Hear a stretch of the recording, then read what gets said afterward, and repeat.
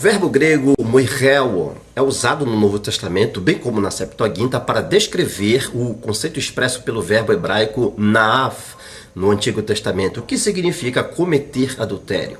No Antigo Israel, o significado primário de na'af era o ato físico de infidelidade conjugal e era expressamente proibido pela lei através da expressão lo tin'af, traduzido como não adulterarás.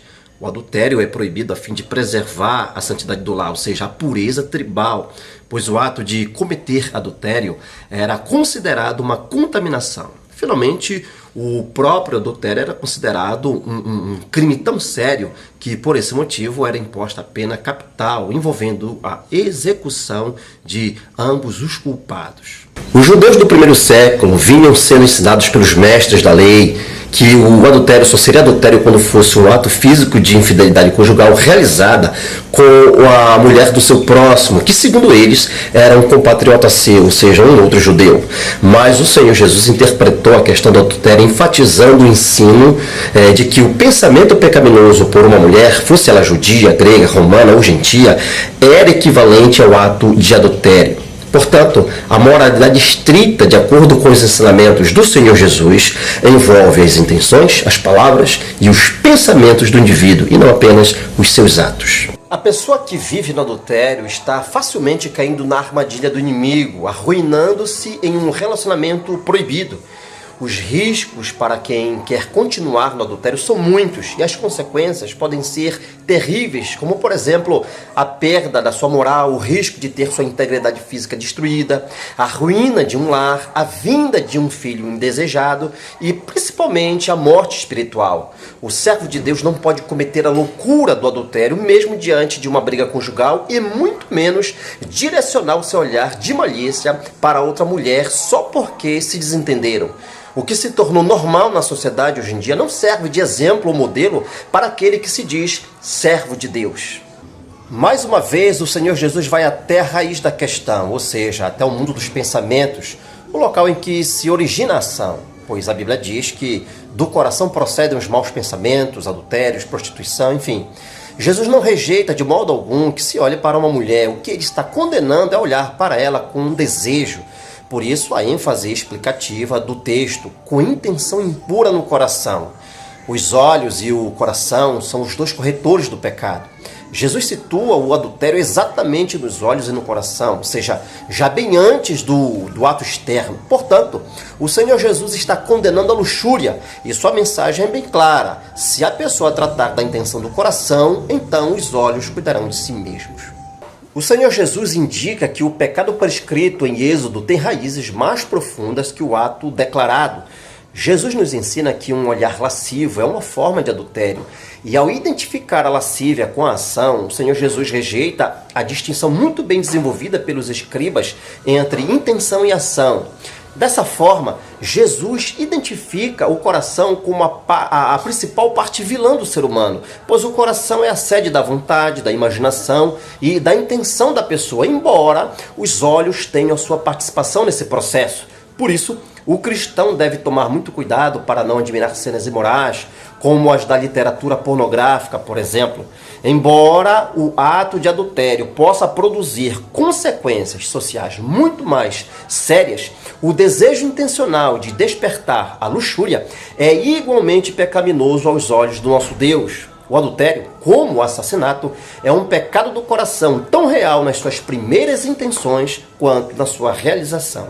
Nos versículos 29 e 30 do capítulo 5 de Mateus, Jesus está expressando em linguagem metafórica a importantíssima verdade de que uma vida de renúncia, mas moralmente sadia, é muito melhor do que uma vida sem limites, mas moralmente depravada.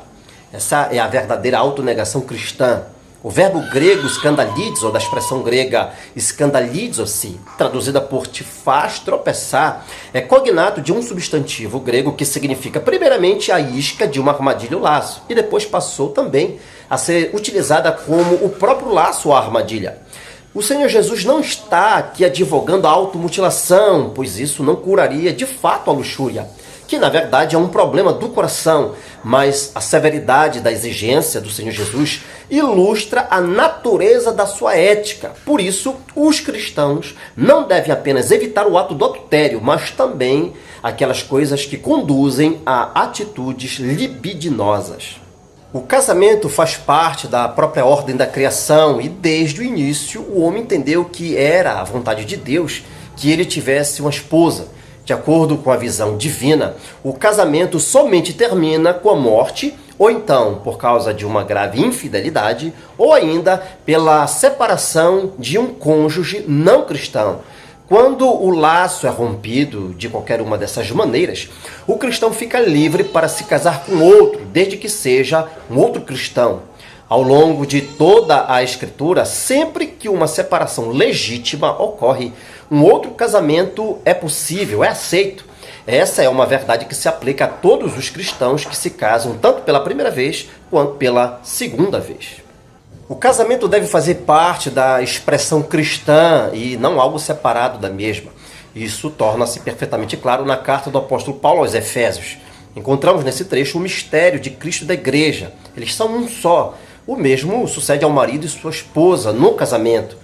O casamento cristão deve ser dirigido pelo amor e assim tido como santo, pois a Bíblia diz: honrado seja entre todos o matrimônio. O casamento nunca aparece no Novo Testamento meramente como um contrato secular.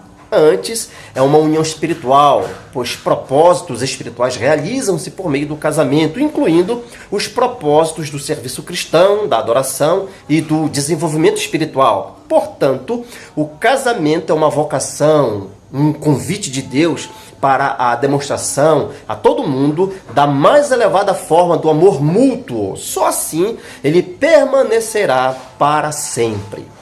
Continuando a interpretar corretamente a lei, o Senhor Jesus agora fala sobre o tema do divórcio.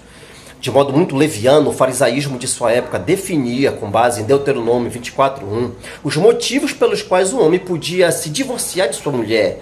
De acordo com essa passagem, a causa de divórcio é ter achado nela qualquer coisa indecente.